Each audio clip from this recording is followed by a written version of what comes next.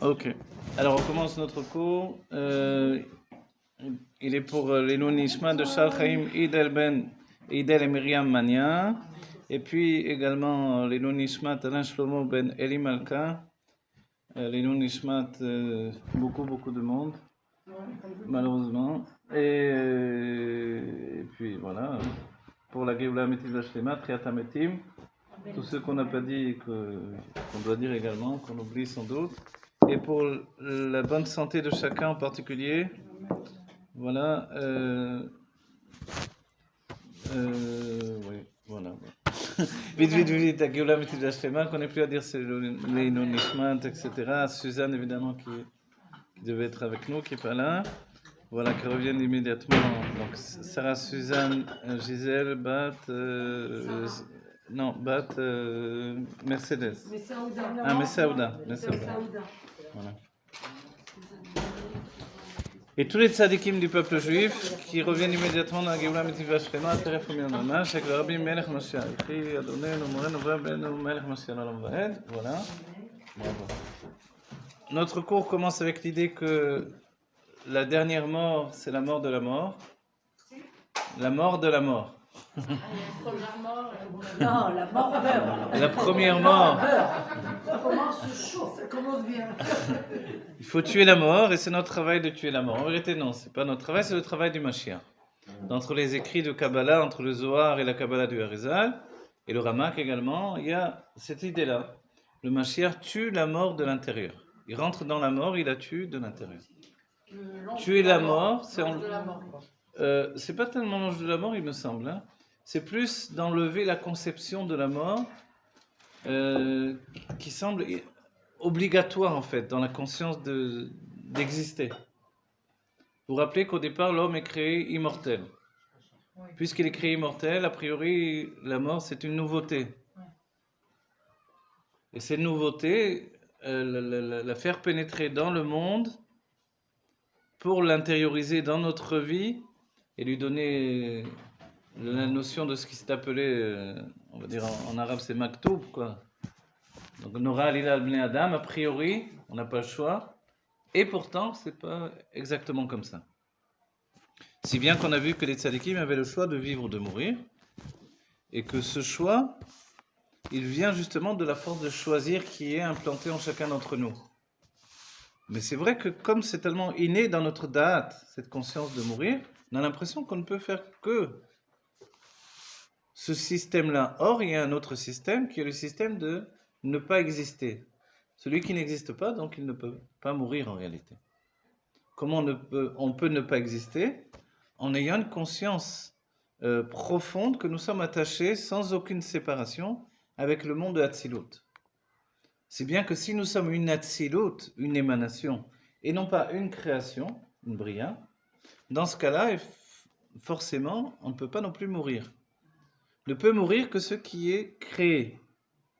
Quand quelque chose est créé, il commence un compte à rebours dans la notion de limite qui lui est imposée par la définition de sa création. Ça a l'air compliqué, beaucoup de mots, mais je vais essayer de traduire simplement. Il faut avoir conscience. Alors, on commence à regarder. Dès qu'il y a la conscience de la création, il y a la conscience de notre limitation. Cette limitation qui vient du fait de la création entraîne forcément une limitation dans le temps. Pourquoi? Parce qu'a priori, on se sépare de l'élément qui s'appelle le Ensof, l'infini, lequel est véritablement infini. Mais s'il est véritablement infini, comment on passe à l'état de création? C'est bien que c'est une nouveauté, c'est la Malchut qui va transformer l'émanation en création. Vous comprenez ce que je dis là? Oui, la Malchut de Hatzilut, voilà. Transcendante qui nous permet d'être illimité dans le temps. Voilà. Alors, qu'est-ce que ça veut dire transcendant dans ce cas-là? C'est-à-dire, c'est inné, c'est un acquis, c'est quelque chose d'implanté en nous. Oui. Alors voilà, c'est de ça justement qu'il faut discuter exactement. Ce que je veux vous expliquer ici, dans cette idée-là, c'est que nous, ça nous apparaît comme automatique, forcément. Les gens vivent et meurent. Okay? C'est comme ça depuis la faute du premier homme. Donc il y a un état qui a précédé cette situation-là, qui était la situation où Adam Rishon était encore immortel. Le rabbi nous dit, mais pourquoi, puisqu'Adam Rishon a été créé immortel, pourquoi Dieu n'a pas voulu qu'il mange de Etz HaChaim, du fruit de la vie éternelle, de peur qu'il vive éternellement? Quel est le problème? Puisqu'il est déjà créé éternel, alors quel changement? Il n'y a pas de changement. La conscience. Alors, le problème est que dès le moment où il a, entre guillemets, ingurgité le fruit de la connaissance du bien et du mal, le mal, dans sa conscience, va vivre éternellement en lui. Donc, en d'autres termes, on ne peut pas avoir la Géoula Métit Vachlema. Donc, le rabbin nous dit, de là, la nécessité d'implanter la mort dans le processus de cette vie éternelle pour détruire le mal, mais non pas détruire le vivant, en fait. Comprenez? Tout le but de la mort, c'est détruire le mal. Voilà, le but de la mort, c'est détruire le mal qui a été consommé dans la rencontre avec la vie. C'est un truc de fou. Hein? C'est un truc de fou. Voilà. Alors, L'homéopathie. ouais, si vous voulez, voilà, c'est les chem, les brachas. Amen. Maintenant, c'est fini. Alors voilà, en tout cas, même dans ce livre, je travaille sur ça. Le livre, il démarre un peu dingue, quoi. Non, c'est vrai. D'accord. Mais au début, après, on voit un peu plus de spiritualité. Au début, ben justement, on parle d'un écrivain qui parle, il écrit un livre sur la Sicile, et là-bas, il y en a un, c'est un tueur à gages, et puis... Donc ça tue, tac, tac, tac. Mais je parle de ça, je dis. Et dans la suite, encore... Finalement, l'idée, c'est d'enrayer le système de la mort. C'est pour ça qu'on est là. Dieu attend de nous quelque chose dans notre conscience, un retour en arrière. Donc, le rabbin nous a donné des éléments. Un, la mort, c'est quelque chose qui n'existait pas dans le premier état de la création du monde. Donc, l'idée de Bria, qui est la limite qui tue, ce n'est pas vrai. L'idée de Bria, qui est la limite qui tue, a été enfantée par la faute d'Adam Rishon. Levez la main droite et dites, je le jure. Non, je pose la question. C'est valable que pour les êtres humains ou c'est aussi valable pour les animaux? En fait, voilà, regardez, dans la base, il y a un seul être humain, entre guillemets, qui est en fait plus divin que humain. C'est bien que sa première conscience dans le Gan Eden, ce n'est pas du tout une rencontre avec le monde matériel qui n'existe pas encore. Donc toute l'idée, Bereshit, bara Elokim et Hashamim v'etaretz, de monde que l'on connaît, il y a zéro. Évidemment, c'est la Kabbalah qui exprime ça. Mais où on y croit, on n'y croit pas. Dès le moment où on y croit, les choses sont différentes. C'est-à-dire que la rencontre avec un monde spirituel, c'est la réalité divine. Parce que la lumière enfante un monde spirituel. L'image qui naît de cette lumière, c'est encore accessible. Mais la matière elle-même, organique, physique, a priori, ça ne peut pas exister. Donc d'où vient cette matière elle-même? C'est le fruit. Et qu'est-ce que le fruit dans la Pnimiut Torah? Dans la Kabbalah, en fait, c'est vrai, mais ça vient de la Malchut. Le fruit, en réalité, du bien et du mal, c'est la Malchut elle-même. Donc on va dire, et alors le Ménéra Mashiach, il vient faire quoi? De là, l'idée de base que le Nachash, le serpent, je ne sais pas comment on dit en français, mais primordial, traduction, je fais une traduction de Nachash Akadmoni, le serpent au départ, et aussi Gematria Mashiach. Alors c'est vrai qu'on peut tirer toujours le côté Mashiach Sheker. Mais il y a quand même une Gematria Mashiach, tout ça, je n'ai pas écrit Gematria Mashiach Sheker. Vous voyez? Donc si il est Gematria Mashiach, pourquoi? Parce qu'en fait, à la base, la Malchut elle-même, la royauté du monde de Hatzilut, c'est elle qui va occasionner le changement. Le changement de la Malchut, c'est l'expression.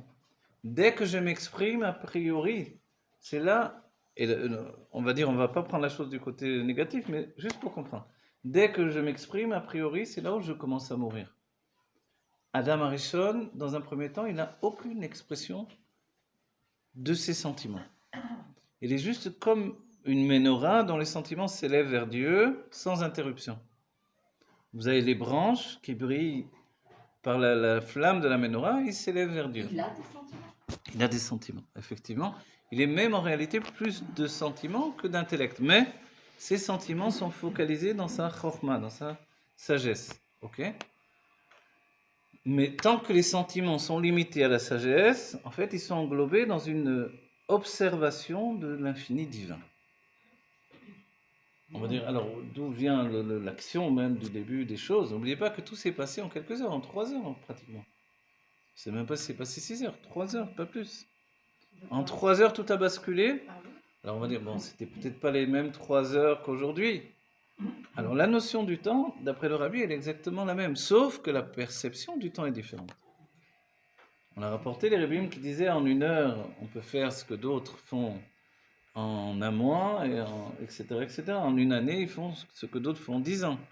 Donc Adam Arishon, son heure à lui, elle était d'une perception tellement profonde qu'elle sortait de l'espace-temps d'après la faute, justement. Il y a une conception de l'espace-temps après la faute, et il y a une conception de l'espace-temps avant la faute.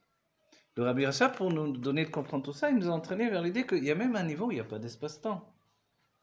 L'espace-temps, c'est justement comme le fruit lui-même. Création. Une création. C'est-à-dire, qui dit création est égal à perception. Vous voyez? En réalité, le terme création n'existe pas vraiment dans l'idée que l'on se fait nous-mêmes de l'idée d'une création. Ici, dans ce monde, on ne connaît en fait que la formation. Vous savez qu'en hébreu, on ne dit pas le terme boré. Or, dans toutes les langues, on dit un créateur pour un artiste, par exemple. En hébreu, on dit, voilà, yotzer. Yotzer, ça vient de yetzira. C'est-à-dire qu'il y a un matériau, je le transforme. En d'autres termes, donc un transformeur de matériaux. Il y a un matériau originel, on le transforme. Vous voyez? C'est ça l'idée de base même du Sefer Yetzira. Il y a un matériau originel. Si tu le connais, ce matériau, il s'appelle le Koharma. Le ma, c'est en fait un matériau qui n'a pas de structure et qui peut devenir toute chose. Donc Adam Arishon a ce matériau. Il est lui-même le matériau. Et tout à coup, il commence à avoir la conception de sa femme. Donc on va dire, dès qu'il y a la conception de l'aspect féminin de son être, il est descendu de niveau en fait. Il devait ressembler à Atik Yomin, où il est écrit qu'il n'y a pas de côté gauche dans Atik Yomin, donc le Keter, on va dire ceux qui surplombent l'enchaînement des mondes. Et là évidemment il n'y aurait eu aucune faute, il n'y aurait eu aucune... Mais finalement quelque chose est généré en lui. Le secret même, ça serait de savoir d'où est-ce que ça peut provenir. C'est-à-dire que le Nachash, on le voit arriver plus tard. Or, l'idée même qu'il puisse vouloir une femme pour être comme les Baalei Chaim, a priori les animaux, qui n'existent pas, donc qui ne sont que des anges pour l'instant. Mais où est-ce qu'on a vu que les anges s'unissaient et enfantaient? Non, ils sont hermaphrodites. Voilà, les anges sont ou Yemin ou Smol. Ou l'ange qui est comme Tiferet, donc on va citer Raphaël par exemple, cette fusion des deux, mais on n'a pas vu que les anges étaient en couple. Peut-être les chrétiens inventaient des idées d'anges en couple, mais dans le judaïsme, non, à la base. Qu'est-ce que ça veut dire, un ange qui a une fusion des deux? C'est-à-dire qu'a priori, un ange, c'est toujours un côté. Les sages iront jusqu'à dire qu'un ange n'a qu'un seul pied. C'est une image, mais cette image-là, elle définit qu'il est ou le côté droit ou le côté gauche. Si bien que celui qui est le milieu, il est vraiment le milieu. Il n'est pas une expansion à droite ou à gauche. L'idée de l'homme, c'est qu'il peut se répandre à droite et à gauche. À gauche et à droite, du Etz Chaim. Gauche et à droite du Etz Chaim. Etz Chaim, c'est en fait les sphirotes du monde de Hatzilut. D'accord. Voilà. C'est ça, c'est le Etz Chaim, c'est Zer Anpin, les sentiments du monde de Hatzilut. Etz Hadat Tovera, c'est la Malchut. Qu'est-ce que le fruit lui-même, a priori, donc l'arbre du bien et du mal, c'est la Malchut, et la Malchut, c'est le roi de Rosh Hashanah, qui peut décréter des bonnes choses ou des mauvaises choses que Dieu préserve. Mais n'oubliez pas, l'Anmour Amsaï nous a dit, mais en réalité, la Malchut, elle est bepshitout, elle n'a pas vraiment, elle est simple, il n'y a pas de structure. C'est-à-dire que la structure vient de notre influence sur la Malchut. Vous voyez, on se reflète. Comment on peut se refléter en se regardant dans un miroir ou sur une rivière? On se reflète dans la Malchut. Et quand on se reflète, on prépare les influences que la Malchut va nous donner pour l'année à venir. Vous vous rendez compte, c'est une sorte de jeu de miroir ininterrompu. Et quand on comprend ça, on se retrouve à cet instant-là où on est en train de parler des choses et de penser qu'on peut également changer les choses. Changer les choses, c'est avoir une conscience que pourquoi ne pas revenir dans l'état d'esprit d'avant la faute de Adam Arishon? On va dire a priori, bon, c'est fini, c'est fichu. Non? Et pourtant, vous voyez que les grands tzadikim sont arrivés, les uns après les autres. Rabbi Akiva, Il est arrivé, même si c'est peut-être que le dernier jour de sa vie, mais on n'en est pas là, c'est pas le derrière qu'on a pris nous-mêmes. Il voulait y arriver également dans son corps, en plus de son âme. Donc c'est possible également d'y arriver dans le corps. Lui, il y est arrivé par le côté de souffrance, on peut y arriver par un autre côté, comme Hanor qui a entraîné son corps dans le Gan Eden, par la joie. C'est le chemin pris par la Chassidoute. Rabbi Meir, il était arrivé à un tel degré que, finalement, quand il écrivait dans son Sefer Torah, Kutnot Or, avec Aleph et non pas Ain, donc la différence c'est des tuniques de peau, il les écrivait des tuniques de lumière. Les sages ont dit pour tous les autres, tous les sofrim, ce Sefer Torah est pas soul, mais pour Rabbi Meir, il est caché. Alors il y a deux Sefer Torah, il y a celui de Rabbi Meir et il y a ceux des autres. Comment ça se fait qu'il est caché pour lui? Parce que c'était son niveau de vie, c'était pas un mensonge. Pour lui, il avait déjà atteint le niveau où il n'y avait pas de faux du premier homme. Donc on peut retourner à ce niveau. Quel est ce niveau-là? Comment on atteint ce niveau-là? Par la Hitbonenut. Vous avez vu, si vous faites le Tanya et Yomi, vous faites un peu le Tanya tous les jours, vous vous rendez compte que l'Admorazaken nous dit que finalement, celui qui travaille du matin au soir, qui étudie la Torah jour et nuit, a priori c'est magnifique, non? Il nous dit pourtant il n'a pas chassé le mal qui est dans la profondeur de son âme. On dit que ça veut dire quoi? Et après il nous dit en réalité tant qu'il ne fait pas le travail de hitbonenut, de réflexion profonde, alors le mal qui est en lui, il est occupé à la Torah tout le temps, mais le mal est endormi. Mais donne-lui l'occasion, le mal va se réveiller, et alors là le rabbi nous dit, il y a des tzadikim gmurim, des justes parfaits, dont le mal s'est réveillé et qui sont tombés dans les forces du mal. On cite, Ils sont tombés dans les forces du mal, on cite Yochanan Kohen Gadol, par exemple, 80 ans dans le Kodesh Kodashim, et puis un jour, le mal se dévoile, il a voulu régler le problème des Stokim, des Sadducéens, et en fait, le Harizal nous dit qu'est-ce qui s'est passé. Dans Nefilat Apayim, dans le Tachanoun, les Sfaradim ne font pas ce qui s'appelle Nefilat Apayim, de faire comme ça. Pourquoi? Parce que d'après le Harizal, à ce moment-là, le tzaddik, comme un Martin pêcheur ou un Balbézar pêcheur, vous voyez, il envoie son âme qui descend dans les forces du mal et il repêche de là-bas toutes les âmes qui lui sont associées. Donc il élève des tzadikim,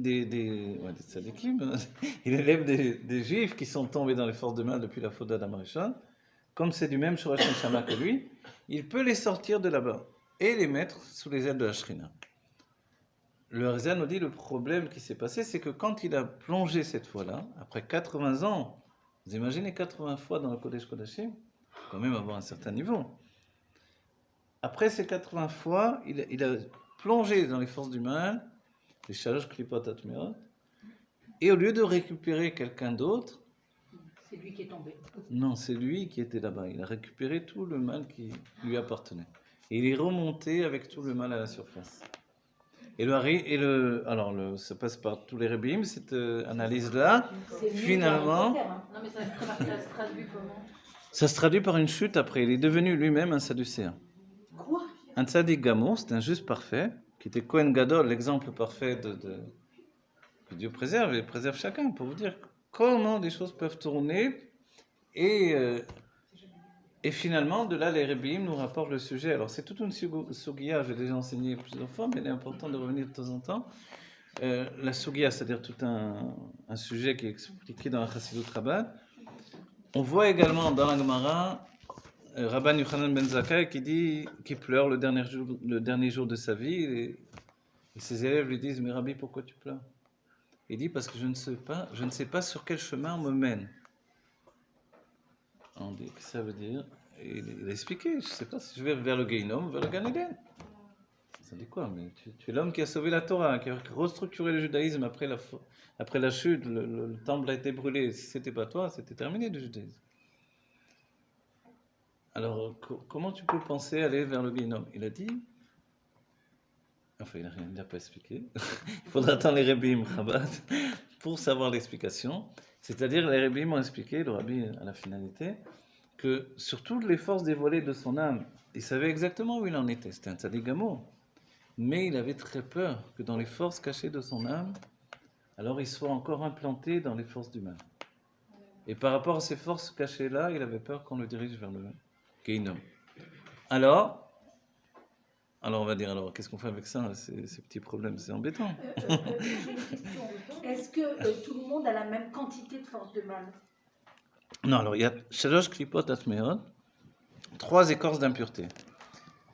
La faute d'Adam Arishon selon le Sod, c'est qu'il a regardé dans les forces du mal, et quand il est... On donne une image, l'explication c'est que les yeux, quand ils voient une chose, même selon la science, on voit une chose, d'une certaine manière, on la photographie. Ensuite, la chose est... voilà, elle se reflète dans mes propres yeux, à l'envers, le cerveau la remet à l'endroit. Ok? Donc ça veut dire que ce que l'on voit, ça devient une part de nous-mêmes. Or, comme il a regardé dans les forces du mal, c'est devenu une part de lui-même. Vous voyez?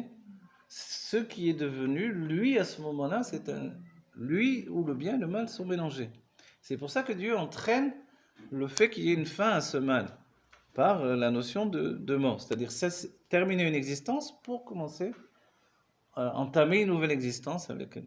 Ok. Donc, tout ça, en fait, vous avez compris, c'est même le travail de Kohen Gadol, de monter les âmes et de les sortir de tout ce travail-là.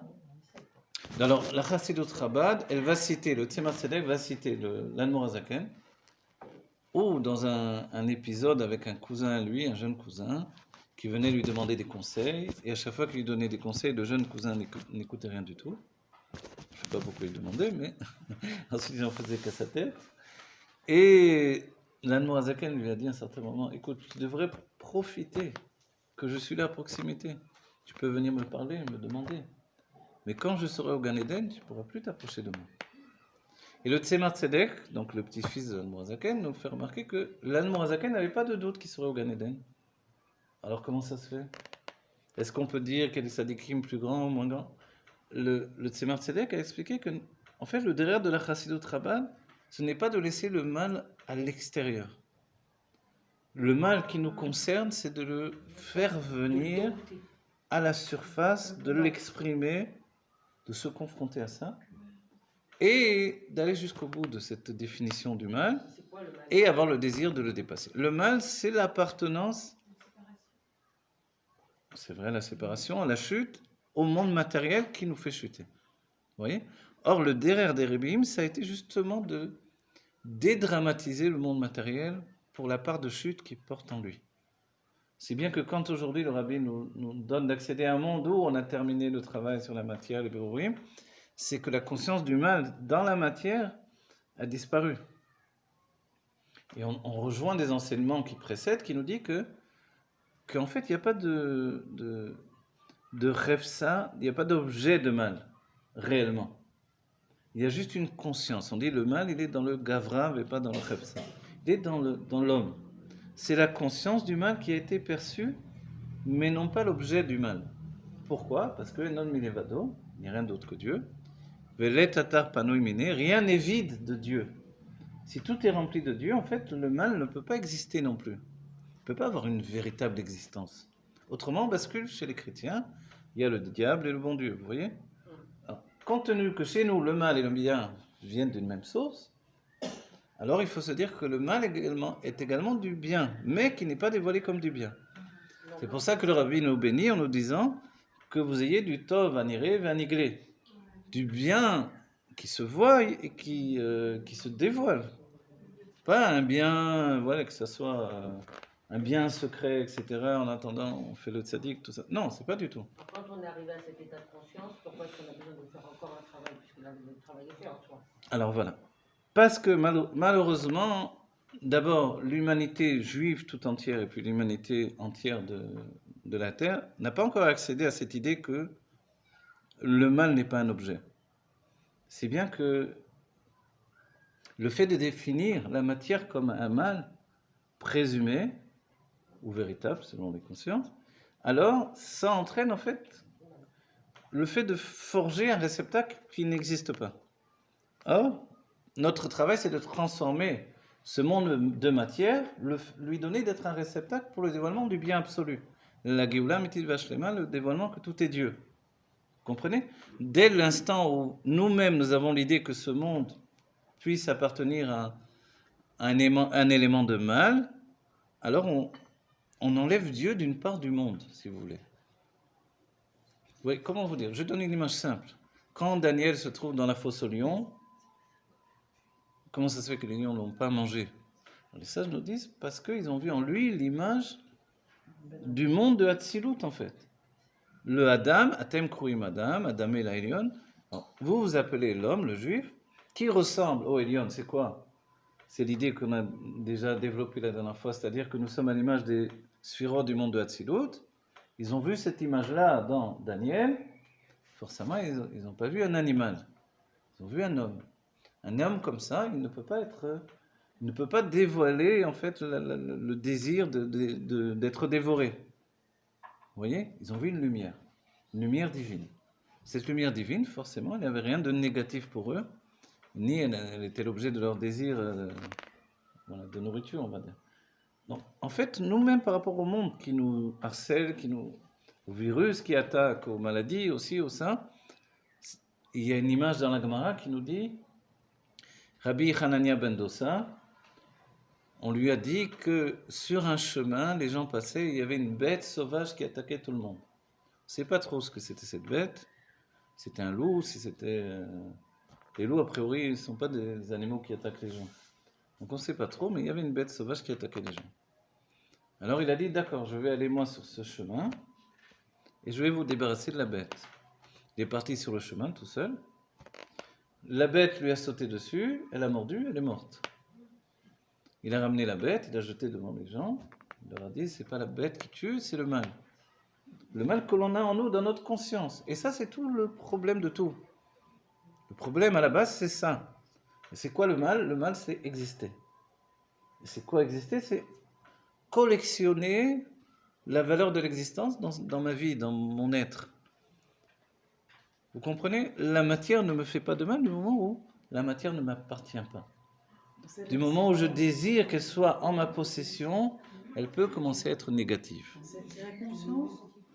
La conscience. Qui crée le mal. Exactement. C'est la pensée, tu dis. Exactement. Et ça commence uniquement après la faute de Adam et Rishon, c'est-à-dire dans le monde de Bria, après la faute qui est déjà la conscience de l'existence. Quand Oui. vous dites c'est la volonté d'exister qui est un problème. Alors voilà, maintenant il faut remplacer la volonté d'exister par la volonté d'exister en Dieu. C'est plus la même chose. Ou la volonté que Dieu existe. Enon milevado, vous vous rappelez, il y a très très longtemps déjà, je disais Enon milevadi, c'est ce qu'on ressent. Mais si mon Enon milevadi n'est rien d'autre que moi, au lieu de n'est rien d'autre que lui, si c'est plus juste en vérité. Si c'est vraiment non milevado, il n'y a rien d'autre que Dieu, alors je peux dire il n'y a rien d'autre que moi. C'est comme ça. Puisque et c'est comme ça que certaines fois des tzadikim on arrivait à dire des paroles pareilles, oui. Où on a cité quelquefois Rabbi Nachman de Breslev qui disait à tel âge j'étais plus grand que Baal Shem Tov, à tel âge j'ai dépassé l'Admor Zaken, à tel âge j'ai dépassé le je sais plus quoi. Haïdim j'ai dépassé le Mashiach. Donc ça va, la tête elle va exploser bientôt. Mais en fait c'est une dvekout, une fusion avec Dieu qui lui fait parler comme ça, ou même d'autres tzadikim. Si vous étudiez un peu des autres chassiduyot, parlent de ce genre-là. Il n'y a que la chassidut Chabad où on parle d'une manière différente. Pourquoi? Parce qu'elle est basée sur l'intellect, donc sur le bitou. Le rabbi, en chantant, il a... Le rabbi, voilà, il y a un moment où le rabbi, effectivement, quand il a chanté le Tzamel Echanafshi, il a dit, au lieu de dire Urvodecha, et ton kavod, il a dit Urvodi. Et on entend très bien, c'est enregistré. Urvodi, tout à coup, il dit. Donc on va dire qu'est-ce qu'il est arrivé au rabbi, mais une fusion avec Akadosh Baruch Hu, parce qu'en réalité, non milevado, le rabbi travaille pour que ça ne soit pas perçu comme ça constamment pour notre libre arbitre, pour que l'on fasse quelque chose et pour qu'il y ait un petit peu un courant Nissan pour nous réveiller, etc. Mais autrement, lui, forcément, il n'est que l'expression de Dieu. Comme il a dit quelquefois, mais vous n'avez pas peur de prendre la responsabilité de vos paroles, etc. Il a dit, mais quand ça me vient dans la bouche, je le dis. Mais si les gens disent tout ce qui leur vient dans la bouche, ça fait peur. Et c'est ce qui est établi chez Moshe Rabbeinu. Ashrina medaberel betor grono. Vous voyez? La Shrina parle dans sa gorge. Certains ont dit la Shrina medaberel betor groner. le masquir du rabbin. C'est Gruner qui faisait passer tous les messages du rabbin. Non, Gruner, c'est l'aide. C'est le secrétaire du rabbin. Tav, lechaim lebracha. Mais Garonne, c'est la gorge. Donc Gruner, en fait, c'est un jeu de mots. Moi, je connais le crooner. Voilà, le crooner, après c'est... Ah bah voilà, c'est ça. Ça, je connais bien. Il y a le crooner aussi. Ah ouais, effectivement. Il y a le crâneur, il y a toutes sortes. Voilà. Ok. On va dire, alors qu'est-ce qu'il nous veut avec tout ça? Si au moins il a porté la Géoula, ce serait déjà pas mal. Mais au moins que l'on sache la vraie problématique. C'est ce que je voulais vous dire. Et c'est pour ça même que j'écris ce livre. Et la suite, elle va de plus en plus dans le... Finalement, vous voyez, il y a de quoi se lever. Le rabbi en parle quelquefois. Il y a de quoi se lever contre Dieu et crier et dire mais qu'est-ce que tu nous veux à la fin? Ouais. Ah là. Mais voilà le problème, vraiment. À ce moment-là, c'est qu'il y a Dieu et moi. Donc on est encore dans le même système. Donc alors, il faut que je me dise à moi-même qu'est-ce que je me veux à la fin. Voilà. Et c'est vrai que, alors a priori, il y a une distinction entre le corps et l'âme. On en a parlé pour la Géoula, où la Géoula, le corps et l'âme, à la fois vont fusionner, et à la fois vont se scinder en deux, je ne vais pas dire existence parce que c'est faux, mais deux mouvements qui établissent, vous vous rappelez, les deux sortes de lumière de base, la lumière qui entraîne la limite et la lumière illimitée. D'accord? Et ces deux lumières sont l'équilibre de la vie. C'est-à-dire qu'au lieu d'avoir le bien et le mal, on pourrait très bien les remplacer, et c'est ce qui va se passer, par la lumière de la limite et la lumière infinie. Vous comprenez? Notre corps devient dépositaire, on va dire, de la lumière de la limite. Et c'est pour ça qu'aujourd'hui même, il est capable de limiter l'âme, qui est la lumière de l'infini. Mais on va dire, et c'est toute l'idée du Rabbi Rachab, c'est que dans l'âme qui est la lumière de l'infini, qui provient du Kav Ein Sof, de la lumière infinie, une ligne de lumière infinie, il y a également ce qui s'appelle le Kav Amida, la mesure, l'élément de mesure qui est dans l'infini et qui lui permet de se limiter quand elle rencontre la limite. Vous avez compris ou c'est trop compliqué? C'est simple. En fait, c'est tellement simple que ça devient compliqué. Ouais. Non mais alors, attends. C'est vrai. Quand Akadosh Baruch Hu qui est infini, il vient dans le fini qui est le tabernacle, disons. Oui. Alors c'est l'infini qui se mesure au fini. Exactement. Et c'est comme ça avec notre corps. C'est pour ça que Dieu dit Ta'asu li mikdash, faites-moi un mikdash, ve'shachanti betocham. Parce que c'est impossible. Voilà. Betocham, ça veut dire et je vais résider en eux. Et les sages ont expliqué, alors, parce qu'on ne comprend pas a priori. Vous voyez, l'image populaire, c'est viens chez moi, j'habite chez une copine. Vous voyez? Avdil. Ça veut dire ça. Alors, où tu veux être? Pourquoi je fais? Alors, je me fatigue de transporter sans arrêt le Mishkan pour être dans nous, mais excuse-moi, pourquoi faire?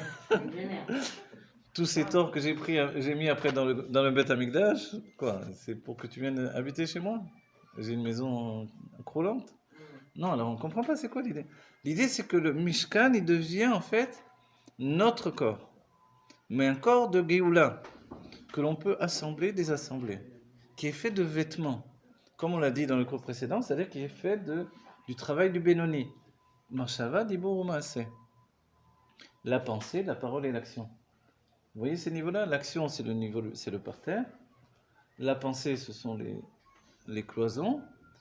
Et non, la parole, ce sont les cloisons, pardon. Et puis la pensée, c'est le toit. Voilà. Là, vous avez les trois niveaux. Et c'est pour ça qu'il y avait justement une différence. Trois niveaux, parce que le parterre, même si on ne le faisait pas, il était du domème. C'est l'explication des Mamarim. Le domème, il est fait de minéral, c'est le parterre. Le végétal, c'est le bois qui se trouve autour. Et ce qui entoure et termine le végétal, c'est le chai, l'animal.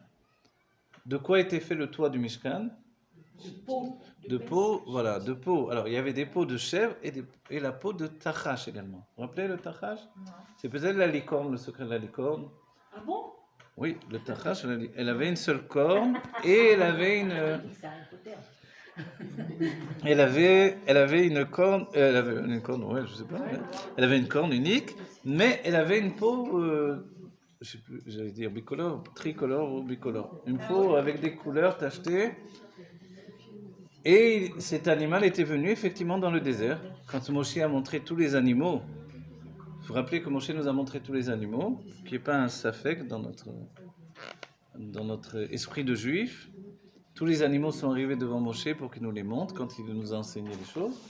Mais il y avait le tachash qui est venu également, et ce tachash, sa peau a servi à faire le toit du tabernacle, on va dire, du Mishkan.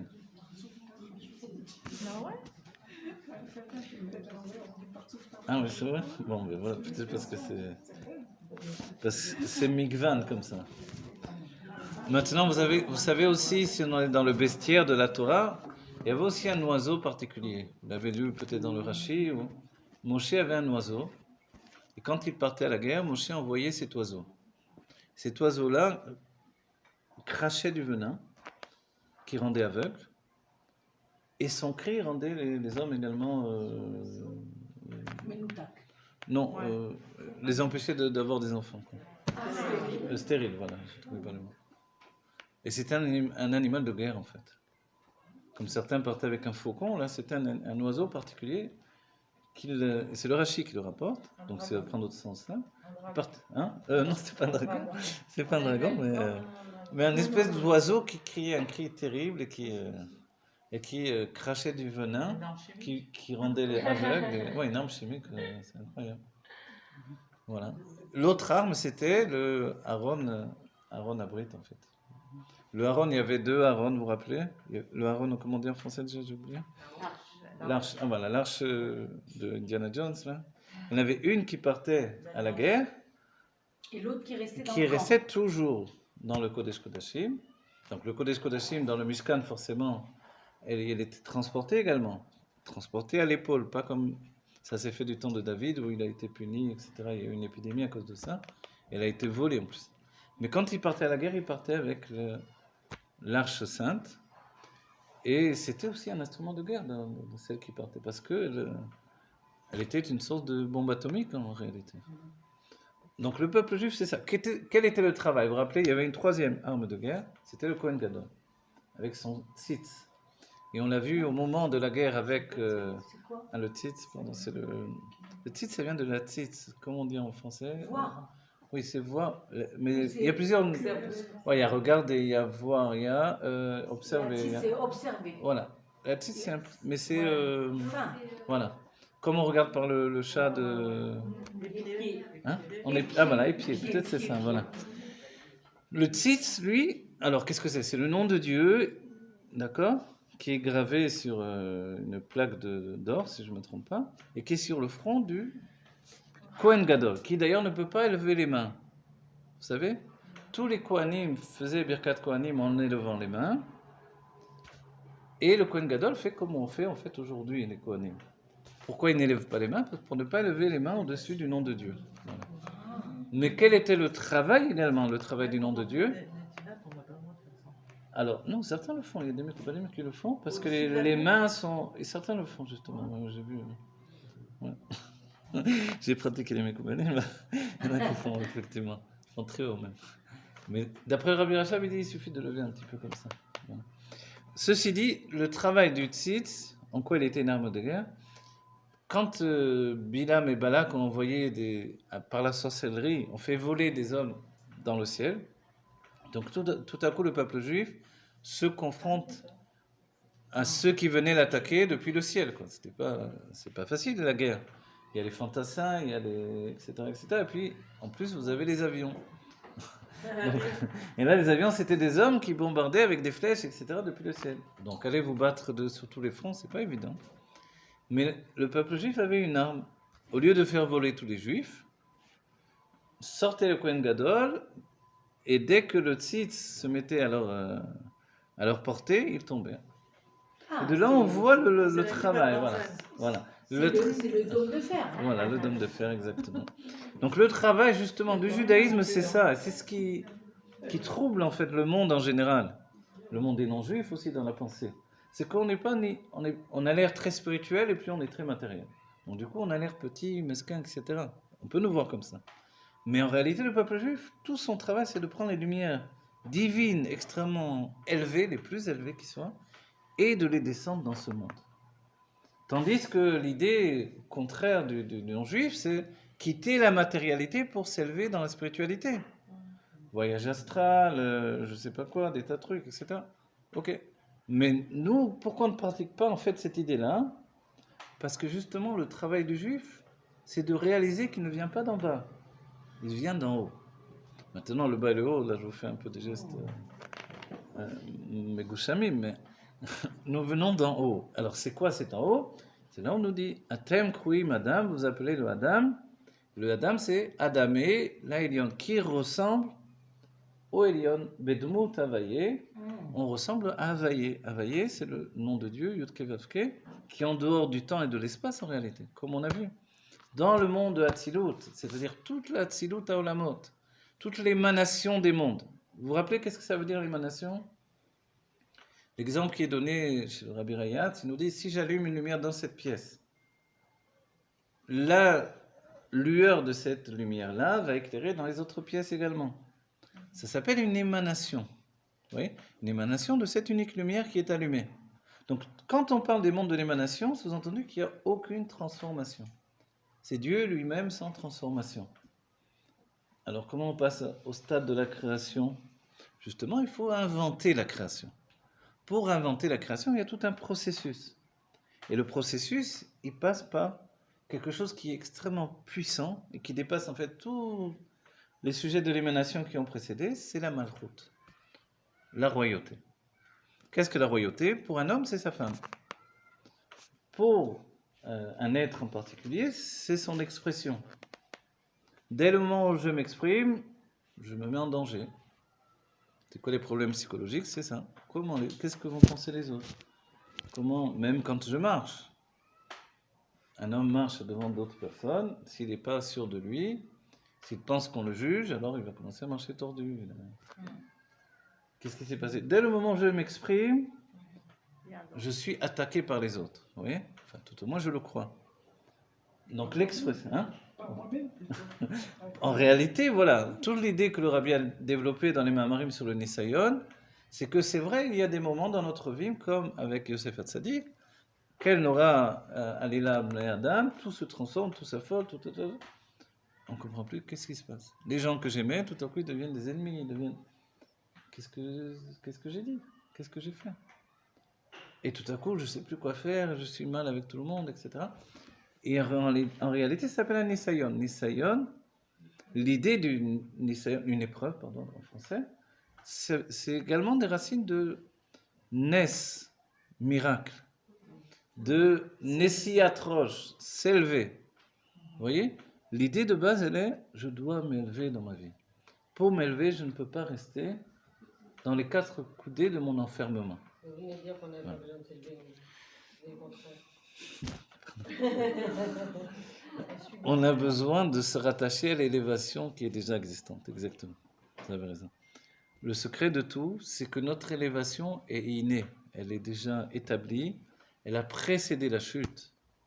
Donc si l'élévation a précédé la chute, alors qu'est-ce qu'on fait? En fait, il faut retrouver l'état d'élévation, voilà, inné qui est en nous.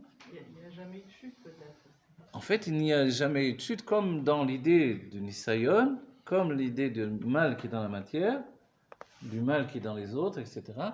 Toute cette conscience du mal n'est qu'un reflet de mes propres inquiétudes. Bon, je ne suis pas le seul à parler de ça, forcément. La psychologie parle de ça depuis longtemps, mais la Torah en parle depuis des siècles et des siècles. Même le Harizal en parle.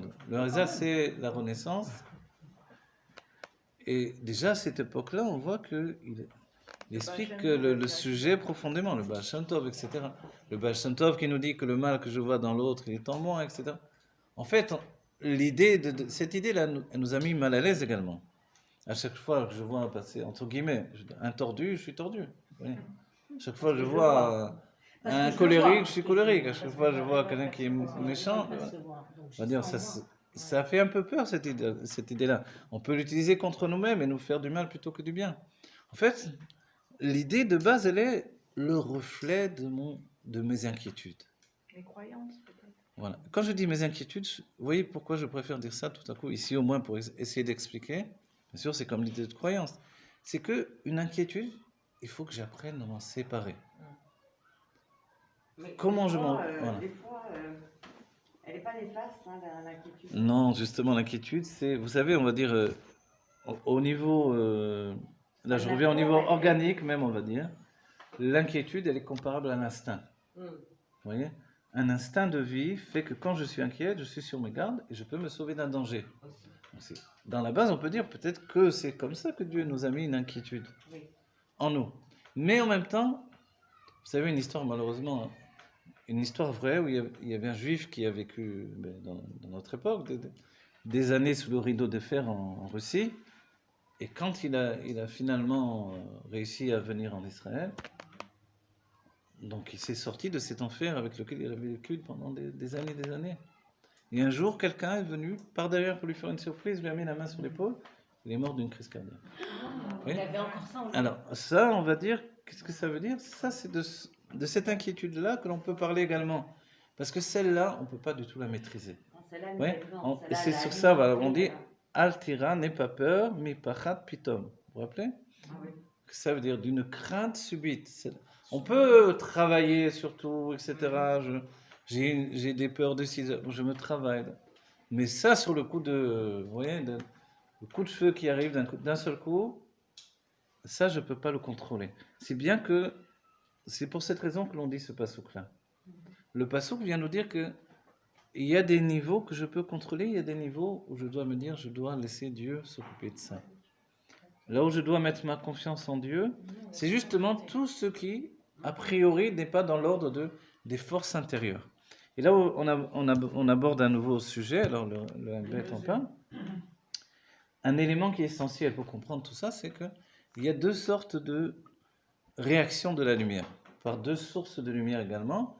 Il y a ce qui s'appelle le or makif et le or pnimi. La lumière qui entoure et la lumière qui pénètre. Vous vous rappelez, ça aboutit également à la notion de tohu et tikkun. La lumière qui pénètre, c'est cette lumière-là qui, a priori, est dans mes possibilités de transformation, de direction, de changement. Tout ce qui fait un Benoni, c'est les lumières intérieures. Donc un homme qui se maîtrise. Je peux avoir un mauvais caractère, mais je travaille sur moi. Il y a des fois où, tu vois, cette personne-là, je ne peux pas la supporter, mais je travaille sur moi. Donc, oui, le Benoni, on dit qu'il est de ce genre-là. Il veut insulter une personne, il lui fait un compliment. Il veut lui mettre un coup de poing, il lui serre la main. Oui. Alors, on va dire comment ça se fait? Parce qu'il y a en nous des choses qui ne nous appartiennent pas, qui jaillissent en nous, qui montent en fait du côté gauche du cœur vers le cerveau et qui ne sont pas nous-mêmes. C'est le roi. C'est le roi Shtut. C'est la proximité avec le mal présumé, justement. Quand on s'est habitué à être à proximité d'un mal présumé, ce mal présumé peut venir prendre possession de ma personne. Jusqu'à fonctionner en moi de plus en plus si je lui laisse s'installer en moi. Donc, je dois absolument penser bien et tout ira bien. Vous voyez? Penser bien et tout ira bien, c'est pas juste un axiome comme ça, une autre pancarte que je sors, etc. À longueur de journée. Ça veut dire que c'est un travail profond. Mais c'est juste une habitude, c'est pas matérialisé réellement. Elle va, pourvu que ça soit une habitude. Il faut que ça devienne une Voilà. habitude. Non, qu'on soit influencé par le mal, parce qu'on s'est peut-être habitué à fonctionner de cette manière-là. Exactement, c'est une habitude. Alors, dans cette idée-là, c'est une habitude. Alors, c'est là où on doit savoir que le juif ne fonctionne pas uniquement avec le or pnimi, la lumière intérieure, laquelle s'associe en fait à sa structure. S'il a une structure fragile, vous connaissez cet enfant qui était fragile quand il était enfant, donc on faisait attention à lui plus qu'aux autres enfants qui étaient plus forts. Du coup, il a grandi avec une inquiétude qui lui reste collée à la peau. Il est inquiet. Parce que tout le monde a été inquiété ou inquiet pour lui, du coup, ça a pénétré son makif. Et c'est devenu pnimi. Qu'est-ce qui l'a rendu pnimi? C'est là où vous avez raison, c'est l'habitude. Il y a le mouskal, le mourgash et le moudba. Vous vous rappelez? Ce qui est compris, ce qui est ressenti dans les sentiments, et ce qui est intériorisé par mes habitudes, qui devient moi-même en fait. quand on étudie, on dit les Rebbeim, ce que je comprends doit également atteindre mes sentiments. Alors j'ai une itpalut, un émerveillement. Ah, c'est beau ça, c'est merveilleux. Ok. Voilà une libération dans les sentiments qui se libèrent. Et ensuite, pour que je change réellement, alors ça doit rentrer dans le mot de bain. Comme à l'idée qu'un amaretz ne ment pas le Shabbat. Vous connaissez cet enseignement des sages. Et le rabbi nous dit, et s'il ment quand même? Parce que les sages ont affirmé. Les améarez, dans la semaine, vous leur demandez, tu as fait le maaser sur ces fruits, je peux manger? Ah oui, il n'y a pas de problème, il y a tout le maaser, tout ce que tu veux. Maaser Sheni, Rishon, Revi, ce que tu veux. Ok, la semaine on dit, bon, je vais l'acheter ailleurs parce que celui-là, il me ment. Ok. Alors, mais par contre, les sages ont dit, si vous le voyez le même, le Shabbat, et vous lui dites, c'est cachère ça, je peux manger, tu as fait le maaser. Alors, je parle plus fort. Alors, si c'est le Shabbat, il va toujours vous dire la vérité. Et le rabbi dit, mais si quand même il nous ment, parce qu'ok, on dit ça, mais si il y a là ce que dit la Torah, il y a peut-être ce que je rencontre dans la vie. Et s'il est en train de me mentir effrontément devant mes yeux, je veux dire, comment ça se fait qu'il ment alors? C'est sûr que les sages n'ont pas dit n'importe quoi non plus.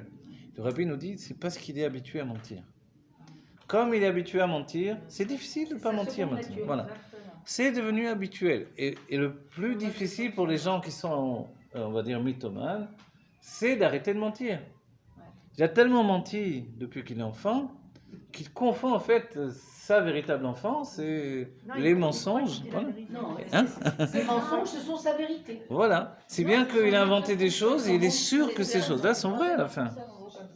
Voilà. Et j'en sais rien, il a inventé des CV imaginaires et après il est certain d'avoir fait effectivement. Et, Il y en a un comme ça. Hein. et oui. Vous connaissez celui qui a fait, je ne sais pas combien de milliers de personnes, et il apprenait tout, il était médecin, il était avocat, il était... Voilà. Donc en fait, tout peut exister du moment qu'on a... Hein, la Torah nous parle de etakwar les charnéa. Alors, ça s'appelle en français la force de convaincre. On a une force de convaincre, c'est convaincre les autres, mais on a une force de se convaincre soi-même.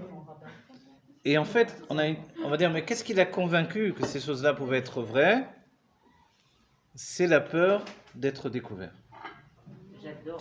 La peur qu'il a eue d'être découvert dans son mensonge fait que finalement, c'est tellement abrité, c'est tellement fait des alibis, on va dire, pour pas être découvert, que finalement, il a perdu le fil depuis longtemps de savoir ce qui est vrai, ce qui n'est pas vrai.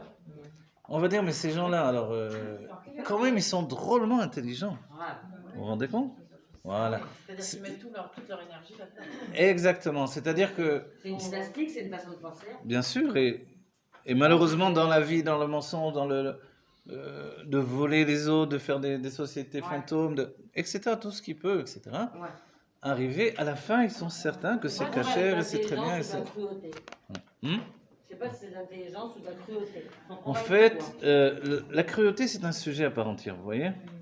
L'intelligence, elle peut servir aussi bien à la cruauté que le bienfait, sauver l'humanité, ou j'en sais rien. L'intelligence, c'est un outil qui vient de l'âme intellectuelle ou l'âme divine, et qui est la faculté pour l'homme de s'élever. Vous savez, dans la société, les hommes ont été poussés à s'inventer des histoires et des choses. Moi, je me rappelle quand j'étais jeune, j'arrivais en France, je ne sais pas quel âge j'avais 16 ans. Je voulais faire des tas de choses. On me demande où tu as travaillé avant.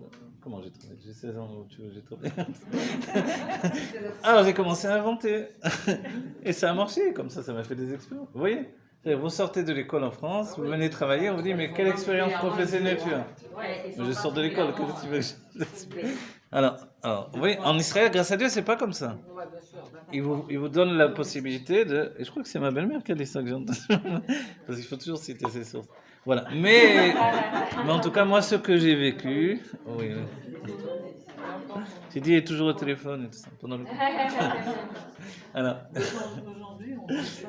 Voilà, moi je l'ai vécu en tout cas, voilà. Et je sais que ça m'a permis de faire des choses, autrement j'aurais rien fait du tout. Bien sûr. C'est pas de la manipulation, ça. Mais on va dire, mais celui qui est rentré là-dedans, finalement, d'une année à Ça l'autre, devient une seconde nature. voilà, il faut qu'il se souvienne de ce qu'il a inventé, le bonhomme. Ah voilà, d'accord, excusez-moi. Parce que son CV, là, on va lui demander, tu as travaillé là, tu vois. Et si, Madoff. voilà. C'est Madoff. Donc, en fait, il y a effectivement aussi un désir, c'est-à-dire une force de se convaincre et de convaincre. Et ça vient du Yesod. C'est pas destructeur. Le Non, Yesod, mais je veux dire que quand on se persuade à outrance comme ça, il y a quand même une... Il y a une volonté d'imposer ta volonté. C'est de la manipulation. vous savez ce que c'est prendre le pouvoir sur les autres. d'un certain point de vue, vous savez ce que c'est le Yesod, cette force-là? On dit que la Torah nous a été donnée par Moshe Rabbeinu, on le dit, on le sait, ok? Mais Moshe, qu'est-ce que sa structure au niveau de l'âme? En fait, il a appelé Yesod et Abba, c'est-à-dire la force d'influence de la Chokhmah du monde de Hatzilut.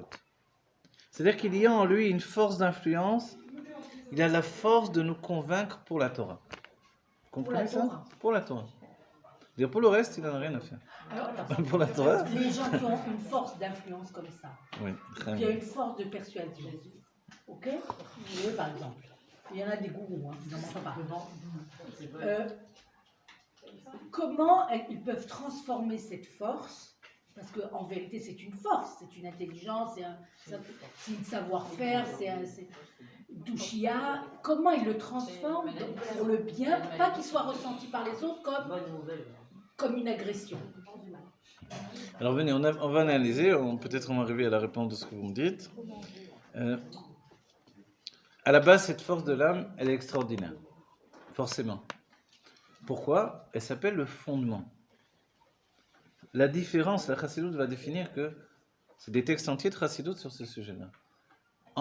L'Anmorazaken dira, par exemple, dans un Mahama, entre un sage qui a cette force qui s'appelle le Yesod et Abba, la force d'influence, et un sage qui n'a pas cette force d'influence, même si celui qui n'a pas cette force d'influence connaît beaucoup plus que le premier, celui qui a en lui la nature et la détermination pour influencer, c'est-à-dire transporter son savoir, celui-là, évidemment, peut transformer le monde, en fait.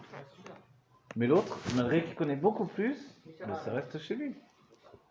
Voilà. Mais qu'est-ce qui occasionne que l'on possède ou non ce niveau-là? Vous voyez ce que ça veut dire Yesod? Sans Yesod, il n'y a pas d'enfant. Le fondement de la vie, c'est transporter le désir d'influencer. Regardez un jeune homme rencontre une jeune fille, Shidour ou pas Shidour, mais disons Shidour pour aller dans le sens de la Torah, ok? Il va tenter quand même de la séduire. Quand c'est un Shidour, bon, ça va se faire très limité, mais quand même. Petit sourire, petit truc, etc. Il y a un désir de séduire. Et les sages ont déterminé que l'homme a en lui ce qui s'appelle ce désir de séduire, qui en hébreu s'appelle d'une manière beaucoup plus... s'appelle l'irbosh, c'est-à-dire conquérir. Voilà. Le désir de conquérir. La femme n'a pas ce désir-là. Parce qu'on s'étonne dans la Kabbalah, on dit, peut-être que les choses ont changé, mais quoi qu'il en soit, à la base, c'est ça. Et peut-être que notre vie n'est pas un exemple de la base de ce que nous sommes, tel que Dieu nous a créés. Dans la base, la femme a plus de gvoura que l'homme. Elle est l'état de gvoura, la rigueur. Donc, a priori, elle est plus forte que l'homme. Aujourd'hui, ça se dévoile un peu, les super-héros féminins, ok? Mais à la base, on voit que c'est les hommes qui font la guerre. Et même si on nous a parlé dans l'Antiquité, à l'époque des guerres des Grecs, etc., des femmes, les Amazones, mais si c'était si fortes ces Amazones-là, pourquoi elles ne sont pas parties conquérir le monde? La réponse est que, comme ce sont des femmes, elles n'ont pas ce désir de conquérir qu'avait Alexandre le Grand, par exemple. Alors qu'il était sans doute moins fort. Justement, les Grecs en parlent de ce sujet. Moins fort que les Amazones. Alors qu'est-ce qui se passe? Ça, c'est deux points différents dans l'âme de l'homme et de la femme. C'est-à-dire que chez la femme, il n'y a pas ce désir de conquérir. Alors, on va dire, comment elle peut finalement se marier, on va dire. Il y a en elle un autre désir qui est le désir de plaire. Le désir de plaire, qu'est-ce que c'est? Quelle est la différence entre le désir de conquérir et le désir de plaire? On peut donner comme exemple la différence entre la lumière et le réceptacle. La lumière, forcément, si elle est mobile, elle ne gagne pas du terrain, elle ne se dévoile pas, donc elle n'existe pas. Le réceptacle, son travail, c'est de d'accaparer la lumière qui pourrait aller se promener dans un autre terrain de vie, aller en fait chez quelqu'un d'autre. Donc le désir, c'est d'entraîner la lumière vers elle-même. Donc c'est des tas de masculin et féminin, ce qui s'appelle mashpia et mekabel. Donc le mashpia, il y a une qualité dans le mashpia, il y a un défaut. La qualité, c'est qu'il peut vous convaincre. Le défaut, c'est qu'il peut avoir un désir trop fort de vous convaincre. C'est ça. Le Rabbi nous a dit, prends-toi un mashpia, fais-toi un rab, c'est-à-dire prends-toi un conseiller, mais il doit rester conseiller. C'est-à-dire que quand il veut absolument trop me convaincre, il y a toujours le risque qu'il tourne un petit peu gourou, vous voyez? Non, voilà. Il impose trop sa volonté, donc il y a déjà un parti pris personnel. Hein? Oui, voilà. Et là, comme nous on est dans la Gdoucha, dans ce cas-là, si je vois que ça a déjà un peu trop marqué, je dis allez, salut. Parce qu'on est dans la Gdoucha. Mais si c'était pas dans la Gdoucha, alors ça tournait en gourou, vous voyez? Donc on va dire, le mashpia, il y a toujours un danger. C'est qu'il a un désir chez lui d'influencer, donc de changer la personne pour l'amener à être tel qu'il veut. D'une certaine manière, à transmettre sa nature chez les autres. Il y a toujours la difficulté chez un rab, par exemple, de faire du copier-coller. Parce qu'il pense que ce qu'il pense, c'est le meilleur, et que le meilleur, il a envie de le transmettre. Mais de là, la chassidoute, voilà. Oui, ça peut tout bien arriver jusqu'au bout là-dedans. La chassidoute vous savez ce qu'a fait la chassidoute? C'est quoi ça? La chassidoute, elle désamorce les choses de l'intérieur. Elle nous dit en fait le mashpia, le yesod, il n'a rien du tout. Il est vide. Il n'a rien qui lui appartient. Exactement comme la malchoute. Alors comment il transmet la Alors voilà. On dit ce qu'il a, c'est justement ce qu'ont les charnéens. Vecteur.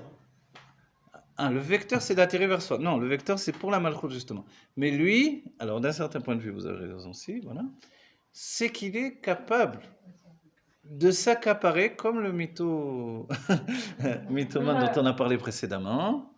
Vous savez que Salvatore Dali, il faisait des lithographies. Litho, vous écrivez 1 sur 100, par exemple. Alors, vous faites 100 exemplaires, vous mettez 1 sur 100, 2 sur 100, 3 sur 100. Mais lui, il faisait n'importe quel numéro. C'était des mythographies. Pas de la Ça a descendu ses prix, mais il a dit, mais c'est du bidon tout ça. Il avait pas si tort que ça va. Alors, ce que je veux vous dire par là, c'est qu'il y a dans le Yesod une force de convaincre qui est capable de vous convaincre d'une chose alors qu'elle n'existe pas du tout. Et c'est pour ça que le tikkun du Nachash Kadmoni qui a réussi à convaincre Chava, c'est justement cette obligation d'être mashpia que le Rabbi nous a donnée, alors qu'on n'a pas du tout envie de le faire. Vous voyez? On est mashpia, mais avec un souci tel de dire une vérité qui n'est pas basée sur ma propre, on va dire, invention. Voilà. La nature, elle est utilisée pour transporter les choses, autrement, évidemment, on ne peut pas les transporter. Mais, c'est pas moi, je veux convaincre personne. Je transmets une vérité que j'ai moi-même trouvée dans des livres, que j'ai appris. Moi, je me rappelle celui qui m'a enseigné la Kabbalah au début, le Rav Reuven Yachar, il me disait, moi je suis un Touki Amedaber. Je suis un perroquet, je lis, je répète ce qui est écrit. En fait, c'est une sorte d'anava, une anava qui est barrée, qui est brillante, parce que si on pense qu'on est toujours à la base, attention, je suis très sérieux, je suis blablabla, tout ça c'est dangereux. Le danger, il est toujours que finalement je te vends ce que je suis à un tel degré où je suis machlif. Oui. C'est-à-dire, au lieu de transmettre le message, je transforme le message par ma nature. Vous comprenez? C'est ça le danger au cours de route. C'est pour ça que jamais on ne pourra dire la fin justifie les moyens. Parce que ça, c'est l'exil. Donc on va dire, alors comment on arrive à la Géoula? La Géoula, c'est d'utiliser le Yesod pour transmettre, tout en désirant en fait juste transmettre la vérité. Mais le Rabbi avait établi une chose. Moi, dès le début, je me suis, on va dire, conformé au comportement du Rabbi, même avant la Nessiout, au début de la Nessiout. Le Rabbi, par exemple, en public, ne parlait jamais. Avant la Nessiout. il ne parlait que si on lui demandait de parler. D'abord, il refusait la plupart du temps, et après, quand on insistait, il parlait. Alors moi, j'avais pris cette habitude de faire la même chose. Comme un perroquet qui... Pourquoi j'ai fait ça? Parce que compte tenu, comme on demandait d'enseigner, etc., de me retrouver dans le terrain des mashpim, etc. Voilà.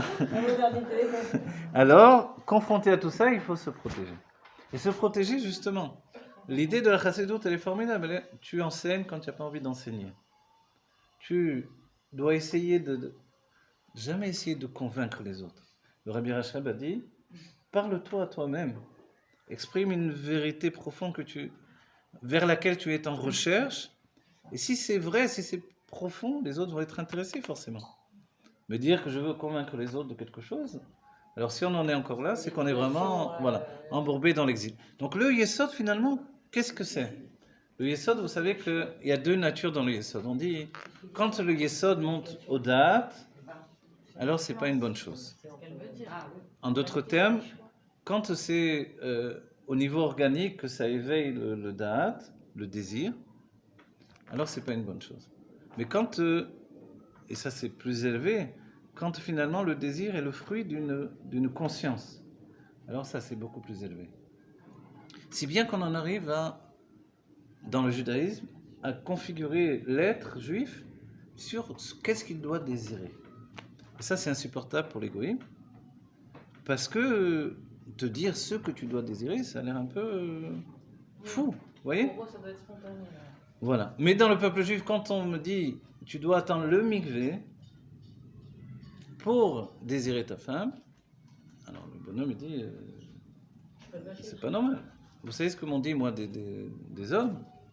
Il y a des hommes qui m'ont dit réellement et sérieusement, moi quand il y a le mikvé, je vais pas avec ma femme. Je dis, mais c'est très bien, il faut aller avec ta femme. Le jour du mikvé, c'est la mitzvah. Etc.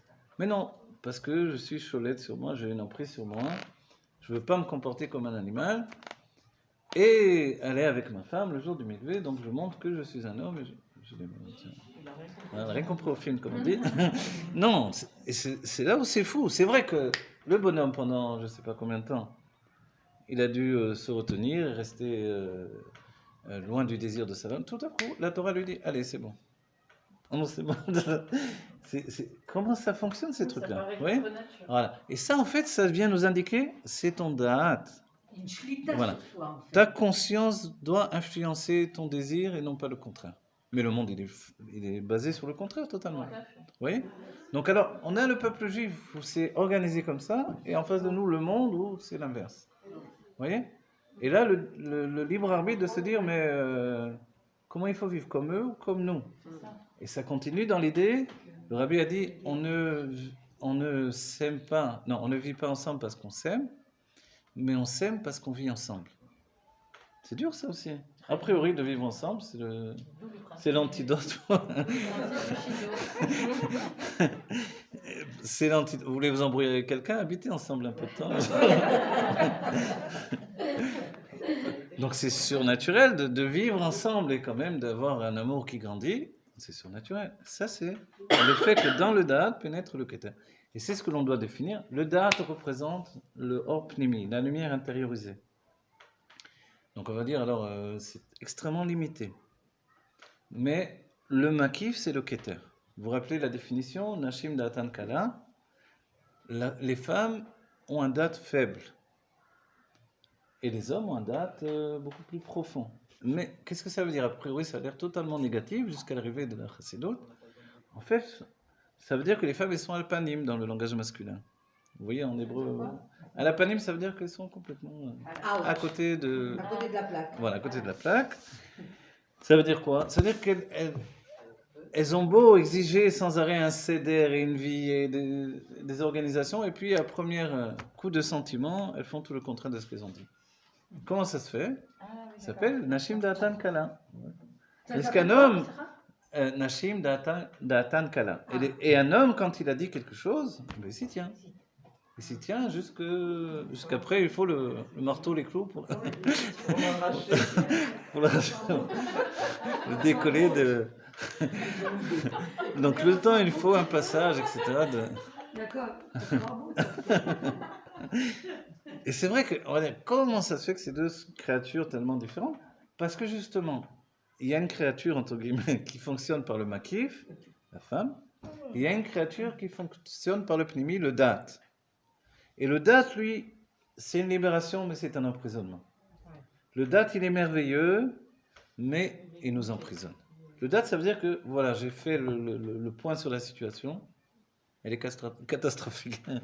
Ok. Donc, on va dire, alors qu'est-ce qui se passe? Qu'est-ce qu'il nous reste à faire? Ben, c'est fini, le destin de l'humanité, c'est terminé, on n'en a plus pour longtemps. Ça, il est limité. Ok, ça c'est le point alpi date. Maintenant, le makif, mais ça va pas, c'est Dieu qui dirige le monde. Comment tu définis l'avenir du monde et de l'humanité comme ça? Oui, mais regarde la fonte des glaces, regarde la couche de ozone, arrête avec ton désodorisant. Il y a des gens, il n'y a plus de désodorisant dans les toilettes. Non. Ah, des verres en plastique. Alors, le rabbi a répondu, c'est vrai, selon le sens naturel du monde. Mais compte tenu que Dieu recrée le monde à chaque instant, on n'a pas à s'inquiéter. Aussi, qui parle comme ça, on n'a pas à s'inquiéter, c'est le makif. Le date, c'est celui qui est responsable, a priori. Vous avez vu dans le couple une chose incroyable, je ne sais pas pourquoi j'ai basculé sur le couple, mais ça peut nous servir d'exemple pour tout ça, c'est que l'homme, a priori, n'est pas inquiet de nature. La femme est très inquiète tout le temps. Voilà. Moi, je trouve que c'est La le femme, contraire. c'est va voir si la porte est fermée, va vérifier que tout est fait. Non, moi aussi, c'est le contraire. Ok, voilà, on va. Et l'homme, il n'est pas inquiet a priori. Mais voilà, quand elle éveille chez lui l'inquiétude, en réalité, il devient beaucoup plus inquiet qu'elle. Ah oui, Voilà. Donc du coup, ça, il va se réveiller en pleine nuit pour aller voir si c'est... si la porte est bien fermée. En plus, comme l'homme n'est pas du genre à sauter comme ça du lit, donc il va se retourner pendant un moment, au moins une demi-heure. Est-ce que j'ai fermé, pas fermé? J'ai fermé, j'ai pas fermé, je me reviens. Du coup, le temps que son date se remette en place, il va se lever, il va voir, etc. C'est-à-dire que l'inquiétude générée par la femme grandit chez lui d'une manière exponentielle. Quelle? Et ça, c'est quelque chose d'incroyable. C'est bien que peut-être elle est déjà passée à autre chose, elle, et lui, il est encore là-dedans, et il va rester là-dedans pendant peut-être la journée. Ah ouais, c'est tout à fait vrai, ça. Hein. Alors voilà. Et ça, c'est le propre du date, vous voyez? Le date, lui, il est d'une qualité, il est sans date, on n'a rien. Les sages ont dit date kanita ma chasarta. Si tu as acheté du date, tu manques de rien. Mais en hébreu, ma chasarta, c'est-à-dire que tu as manqué de main. Quoi de main? Tu n'as plus de bitoul en fait. C'est-à-dire que tu n'es plus que dans la mesure de chaque chose. On va lui dire, tu sais, je vais te donner 3 milliards de dollars, tant qu'à faire. Et il va dire, attends, mais 3 milliards, qu'est-ce que je vais faire avec 3 milliards? Non, il va dire, qu'est-ce que je vais faire avec 3 milliards, etc. Comment je vais pouvoir les gérer, etc. Oui, ça peut être le date, vous voyez? Tandis que le makif, le keter, il va dire 3 milliards, c'est tout. Et donne tout ce que tu veux, donne plus si tu veux. Donc qu'est-ce qui est bénéfique pour nous? D'où vient la Géoula? La Géoula vient du keter. Elle vient du Or HaMakif. Le miracle de la création, ce qui vivifie. C'est pour ça que Besrout Lachim. Voilà, c'est pour ça, Besrout Lachim Tzidkaniot, c'est pour ça que tout se renverse à la fin des temps. Dites, allez-y, je vous en prie. Excusez-moi, juste une question. Oui, Vous allez-y. dites que la femme, elle est en même temps Voura et en même temps Daltakala, c'est-à-dire qu'elle est à proximité du Keter. C'est quelque chose. Alors, une fois j'ai entendu un pirouge du Rav Gisbourg sur ça. Il a dit chez Asta, chez Osa et Tatsma Kala. C'est fait semblant. Elle se fait elle-même Kala, c'est-à-dire Kala ça veut dire facile, légère, pour recevoir l'influence du mal prédominant. Non, je rigole. Non, vous avez compris. Non, vous avez compris l'état d'esprit. Ouais. Mais qui domine l'autre dans ce cas-là? Voilà. Si elle fait semblant. Le mal, le guéver. Bon voilà. En fait, ce qu'on a mis en place aujourd'hui, alors on va dire, mais on n'a pas répondu tellement aux questions du début. Attendez, dans un instant, je vous reprends, ne perdez pas d'idée. C'est que, au bout du compte, il y a cette conscience d'exister qui est le date dont on vient de parler. Vous voyez, ça vous a fait beaucoup rigoler, hein, sur le compte des hommes. Dès qu'on parle des hommes, les femmes, et surtout si on casse des trucs sur les hommes. Les cours des femmes, les cours d'hommes, j'ai un autre langage, évidemment. C'est pour ça que je ne suis pas beaucoup de cours d'hommes, remarquez. Alors, mais Vous voyez, la conscience d'exister, on nous a dit qu'elle nous enferme. Comme je vous ai décrit l'homme, vous comprenez pourquoi on est enfermé dans cette conscience de la mort, d'exister, etc. Vous voyez, on a bien rigolé. Mais quand je vous parle maintenant, ça fait moins rigoler. Parce que on s'est dit, mais pourquoi la Géoula n'est pas là? Et pourquoi on a tous accepté que la Géoula est là? On a accepté, mais regarde comment on est fait, quoi. On est structuré d'une manière, les hommes en tout cas, et c'est pour ça qu'on dit Besrod Nashim Tzidkaniot, qui fait qu'on est enfermé dans cet état d'esprit d'exil, et que ce qui vous a l'air facile, des fois quand je vous parle ici dans un cours de femmes, si je dis la même chose dans un cours d'hommes, mais peut-être on me casse la figure. Vous comprenez? Vous me dire, mais c'est quoi tes sources? Comment tu parles? Alors, les choses sont pas si simples. Mais, le but pour nous, c'est de générer cet état de compréhension qui fait qu'on doit accepter. Et accepter, c'est ce que dit le Tanya. Le Tanya nous dit que générer une conscience divine en nous, l'accepter, même si c'est uniquement intellectuel, Dieu fait que à Marshava Tova, Hashem Metzarfa Lidé Maaseh. Vous voyez? Si on a compris qu'en réalité nous ne sommes pas des êtres créés, mais que nous sommes qu'une émanation de la lumière divine, c'est-à-dire sans transformation, nous sommes Dieu et rien d'autre, c'est-à-dire qu'il n'y a rien qui a changé. Donc nous sommes les Khatrila en Géoula, c'est ce qu'avait compris Rabbi Meir, Rabbi Akiva, tous les tzadikim, Rabbi Shimon Bar Yochai évidemment au-delà de tout ça. C'est-à-dire qu'en réalité le monde n'a jamais changé, rien n'a changé, et tout n'est qu'un huis clos dans le date. Et comme on a mangé du Etzadat, on a parlé du Etzadat, du prix Etzadat, le fruit de cet arbre de bien et de mal. Donc en fait, on est malmené entre le bien et le mal. Et le mal, c'est la mesure des choses. Est-ce que la Géoula, il y a une profonde qui est cachée en nous? Il y a une question profonde qui est cachée en nous, c'est est-ce que la Géoula va rentrer dans cette réalité? Est-ce que ce monde totalement limité. Voilà. Quand vous rentrez dans la tête des hommes du quotidien, les hommes souvent ont une haine du monde. Vous savez, vous en êtes aperçu? Bien sûr, on le vit. Ok. S'il a une haine du monde et qu'il en est amené à critiquer tout le monde, comment il va faire pour faire entrer la Géoula dans ce monde qu'il déteste tellement? Alors, donc en fait, il faut trouver à faire la paix avec le monde, pas d'Ave Shalom et tous les mamorim sur ce sujet-là, pour amener la Géoula dans ce monde. C'est-à-dire que, mais si tu te tournes vers ta vie, elle n'est pas si moche ta vie. C'est-à-dire voir le verre à moitié plein tout le temps. Exactement. Voilà. Et les femmes ont ce truc que les hommes n'ont pas de manière tivite, elles sont capables de voir ce qui est bien. Et quand une femme a le côté négatif qui la prend, c'est le date qui la gagne et qui fait que tout à coup elle broie du noir. Or, elle n'est pas créée par Dieu pour broyer du noir. Elle est créée pour broyer du blanc. On n'est pas broyé du tout. Broyer des couleurs. La conscience, elle Pour les est femmes. prisonnière. La conscience, elle est prisonnière de l'esprit. La conscience est prisonnière. Et regardez, dans la fin des temps, les femmes étudient la Torah. Et pourquoi, d'après vous? Pour nous libérer de cette Torah qui était enfermée dans l'esprit étriqué des hommes également. Ça ne veut pas dire que tous les hommes sont la panume, je ne suis pas en train de dire ça. Mais le date que Dieu a imposé dans l'humanité, dans les hommes, pour construire l'identité de l'exil, il faut réussir à le libérer. Et pour le libérer de l'intérieur, il faut que Dieu ait des associés au sein même de la création du monde, et c'est le travail de la femme. לחיים חיים ולברכה, כמו יולי בלום את השנה, תרפים על ממש, רק לרבי מלך משיח, כי אדוננו מון ורבנו מלך משיח לעולם ועד. En résumé, vous êtes à la panime.